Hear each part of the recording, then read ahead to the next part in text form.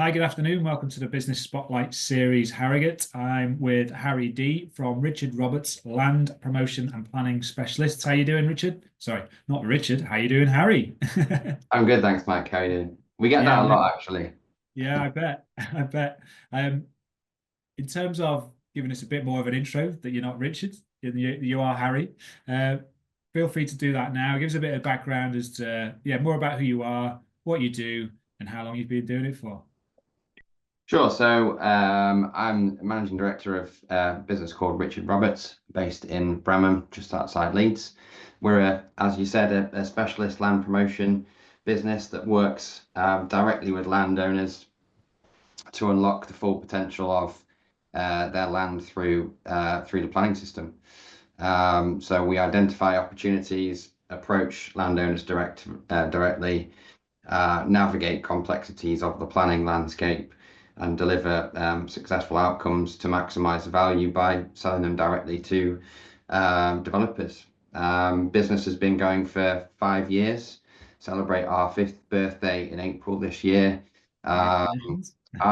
Thank you. I've got over a decade's worth of experience in land planning and development now, albeit only at Richard Roberts for 3 years, and I took over as managing director in April last year. So how were you running a business before, or did you then take over the business as a new business owner? How did that come about for you? Yeah, so I did 8 years down in London. I'm a chartered surveyor. Um, After qualifying as a surveyor, I set up a development company with an old school friend of mine. As time went on, we went our separate ways. COVID had quite a big influence or impact in that. I decided with my family to move back up to Yorkshire. I'm one of the founders of Richard Roberts, Hugh Roberts, or now Douglas Roberts. He he approached me. He was a land agent working for Preston Baker. At the time, they were just spinning up a new business, Richard Roberts. We'd got on really well, and he thought I could add some value to the team. So, so yeah, that's what I was doing before then. The old business sort of came to an end, and then we moved up here, and then we really started to scale things up at Richard Roberts. Great stuff. And in terms of competitors, competition, and standing out from those, or refine or defining yourself in the marketplace, what would you say helps you to do that, or does that for you? So, a lot of businesses in the land promotion space focus on fairly long-term opportunity, large urban extensions, promoting land through local plan updates, which can take 10, 15, sometimes 20 years. We take a slightly shorter term view, so we're looking at opportunities that are immediate. So return on investment is much quicker, and we're also then putting stuff into the market for SME, small and medium enterprise developers, who really struggle with securing pipelines for their businesses. Prior to the recession in 2008, these guys generally had in-house land managers, land acquisitions directors who'd be sourcing the next opportunity, the next project for them. Yeah. But since then, they just don't have the financial backing and resources to do that. So they rely on landowners directly or people like us putting stuff on the market. So in short, our sort of USP is that we're targeting that SME market, which really is a lot smaller in terms of site size than a lot of the larger promoters. And you mentioned 2008 there, and there's a number of things kind of in the last 15, 20 years that have hit everyone in terms of a marketplace. What would you say your business journey has been like to date since you started, if there's one word to use, and then expanding on that one word? Challenging. Yeah, I like it. Go on, tell me more. Yeah. I'd say so. It's really exciting time at the minute. The MPPF National Planning Policy Framework was updated in December, the back end of December last year, which has seen a change to the housing target methodology or the calculation behind the housing target numbers, that each local authority has to demonstrate And that has basically led to a lot of local authorities being vulnerable and having a deficit in their 5-year land supply position. So all of a sudden, we're now in we're supported by a pro-housing government, pro-development government, and that's actually starting to filter through into policy, where there should be some real change. So it's going to take some time to get local authorities to probably buy into that and start getting more decisions locally. But certainly that rhetoric has been what's been put out by government. So it never has really been a time where what I do has been quite as supported as it is Sure. now. Like I say, in theory, and we'll see how it actually plays out in practice over the coming years. But I'll speak to people on a weekly basis who've been in this industry a lot longer than I have, and never have they seen a potential opportunity the size that we're faced with now. So up to now, it's just been up and down, very volatile market. You know, if you think about our target market, which is a developer, they're relying on financial institutions supporting them from a funding perspective. They rely on a really strong housing market, and if everybody looks back at what it's been like in those various areas since 2008, it's been a wild ride. Sure. Good description there, a wild ride. So what do you hope for that the future looks like, challenges, and you mentioned the word opportunities there? Yeah, so hopefully, we're that some of that stuff that we're seeing in the news about house building and housing target numbers actually starts, coming through the system.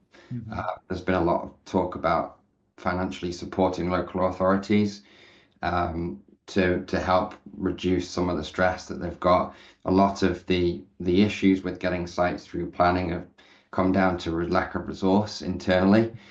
Quite how they're going to manage to do that, I'm not sure, because it's a Yeah. problem that's a little bit bigger than just throwing money at. But hopefully that we start to see a bit of a change there. There will likely be a lot more pressure put on the planning inspectorate. Mhm. So a lot more decisions by appeal, certainly in the next 12 to 18 months, as this agenda starts filtering through to LPA, to the local planning authorities and the planning officers themselves. So hopefully we get a bit more support and we start to see some sites coming through and get planning slightly quicker. Mhm. All sites need judging on their merits, and we're not necessarily suggesting that any of these sites should get a more favourable view, but they certainly should be looked at fairly and with a pro housing hat on, looking at the benefits and the implications, and from a negative perspective of these applications being approved. So hopefully we start to see a little bit more wind in the sails of planning officers and local authorities from a planning perspective. I'd like to see a bit more support financially for the SME developers. Certainly coming from that space myself, I think it's a really hard market to get into. Mhm. So I would like to see some more support coming to SME developers to try and encourage the next generation of developers coming in. It's a very, very high barrier to entry. If you're not flush with cash Yeah. and you don't have bags of experience, by the time you come to borrow some money, you're pretty stuck, to be honest. And there's not many people find themselves in that situation. So some more financial support for the SME developers, and hopefully, as we start to see these planning applications approved, we'll see more people in the market. We'll see more transactions happen in the housing market. Hopefully, interest rates continue to come down, and we get a strengthened mortgage market, which obviously helps. It helps the sales market. When people are getting affordable mortgages, people are encouraged to move, and that's ultimately just feeding the cycle. So more planning support, better financial support for SME developers. It's also very difficult. I think construction. There's so many different facets to what we do and what we have to consider. The construction market again has been really challenging, certainly post-COVID. when everyone's talking about rising costs, etc. They seem to have plateaued now. They're never going to go back to what they were, but I'd like to, see that being made as an excuse less often than it still is. Um, and and I know that, from a human resource perspective, I think a lot of developers struggle with workforces, etc. So Yeah. again, as the market in general gets more support, more momentum in these various different areas, that should also strengthen too, and we'll go back to having a well-oiled machine in the housing market like we did pre-2008. Great, a nice hopeful vision of things changing for the better there. So kind of moving on to yourself, Harry, as leader of the business director, what would you say is your biggest lesson to date from running the business? If there's one that you could share, sometimes more than one comes out, so that's fine because I appreciate. I'm sure there's been plenty, but if there's starting with one lesson, what would that be? A lesson, I would probably say that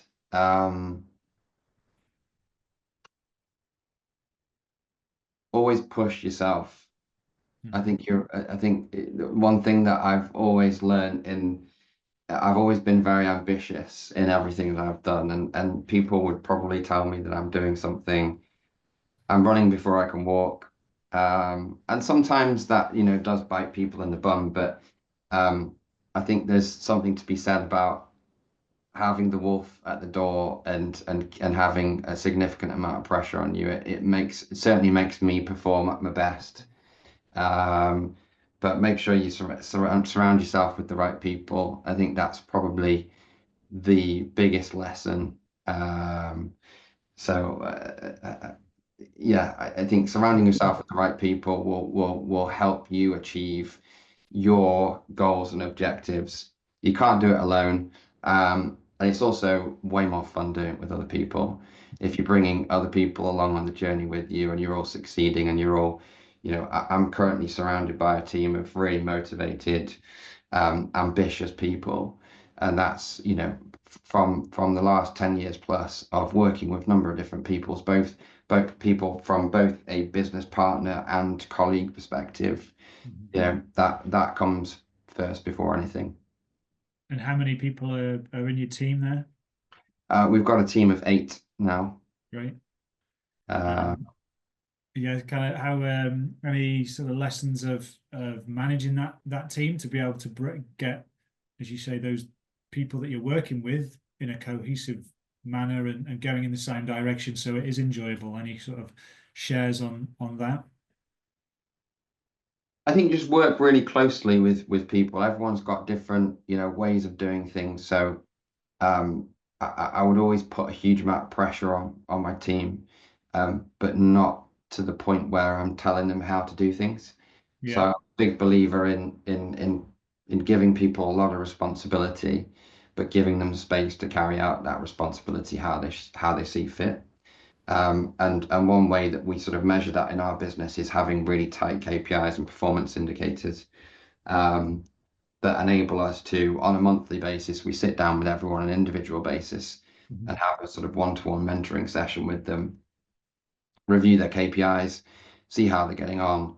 But I think micromanaging people is the worst way to go about achieving growth and success. Thank you. Nothing to share. Yeah, endorsing the theory on that. So, in terms of inspiration for what you do, Harry, and the reason why you get out of bed to go to work each morning, what is that? Is that because that could be with the team that you enjoy that so much, and when working alongside people, or anything else? What is it for you? Yeah, it's funny actually, Mike. It's something that's probably changed over the years. As I've gone through my business journey and also just matured as a person. I've always been fascinated by property. I wanted to get into it from a teenager.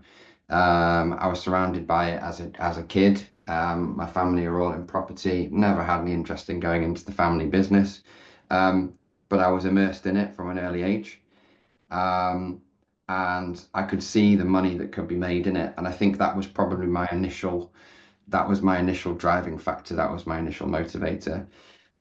as I've sort of developed and progressed through my career and also as a person, I think the more into it you get, the more fearful you are of failure. So I'd Mhm. say that don't get me wrong, I do like I do still get motivated by the financial benefits of working for yourself, etc. But I'd say that yeah, the fear of failure probably takes over at some point, and the fear of going back to how you were, coupled with, as I say, maturing as a person. I've now got two kids and a wife, so you want to create the best life for them. That's a real motivating factor for me now, which is obviously still financial based, but for different reasons. Less of the cars and watches, more of the private schools and holidays. It's funny, I was just talking to earlier today on the Business Spotlight series, Peter McCormick of McCormick Solicitors in Harrogate, and he's also involved in the Premier League as well. Vastly kind of experienced solicitor and chairman and that kind of thing.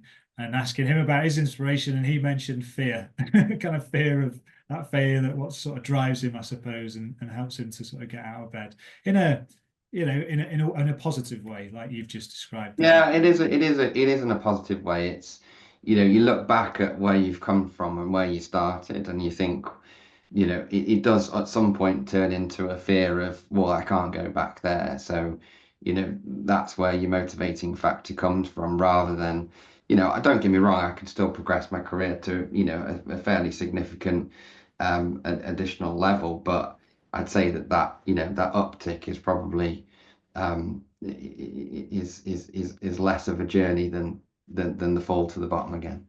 Great. And then in terms of any advice for someone just starting out, or even if it's you meeting yourself, say at 18, and then you could give yourself a piece of advice along that journey, what would it be?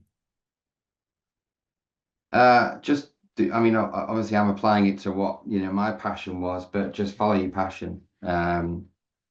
It becomes very apparent when you're at sort of my stage in the career where, sort of 10, 15 years of working in the industry. Um, if you're tired of what you do and you're not passionate anymore, it would become very obvious, I think, after 10 or 15 years.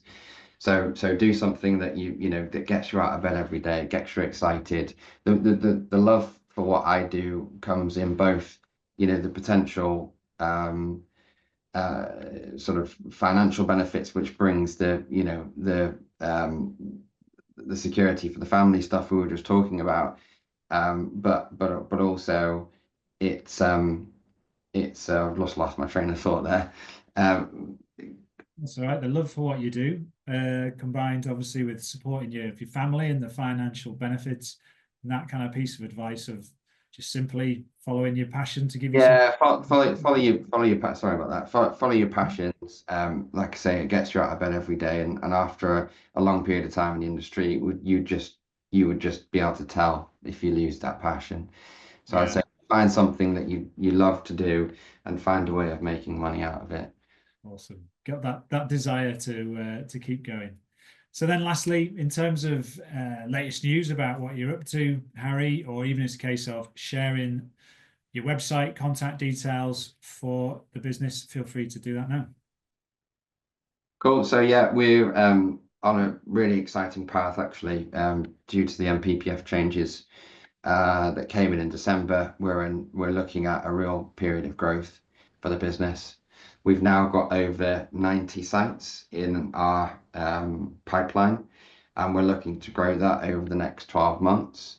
A lot of those opportunities we originally took on were more strategic, but they're now, because of the MPPF changes, they've been brought forward to more immediate opportunities. So we should see, where that matters for people listening is that we should see those sites coming out of the planning system in the next 12 to 24 months. We're really keen to meet new landowners who might have potential sites for us to look at, but B, more developers. So whilst we are probably their worst enemy, in the sense that we're not selling anything cheap to them. We're also, you know, quite good friends to have in the fact that we are bringing quite a lot of stock onto the market. So last year we did 12 sales. This year we should do similar, but because of this period of growth that we're heading into, that should ramp up to even double that in terms of site numbers in the next 2 to 3 years. So, you know, we're not making any money unless we've got developers to sell the land to. It's one thing getting the planning and locking it from a planning perspective, but we ultimately need to sell. So we're looking to work with more developers or to get to know more developers. We'll actually be having a party in April to celebrate our 5th birthday, where we'll be inviting developers, consultants that work with us, and some of our landowner clients. So we can share some further details about that on our social media channels in the coming months. But if anyone wants to drop me a line, it's harry@richard-roberts.co.uk. More than happy to have a chat about the market, planning, anything to do with development and land. Partnerships. We're looking at creating some partnerships with operators over the next 12 to 24 months, bringing sites on the market in the commercial space. So we've not done that before.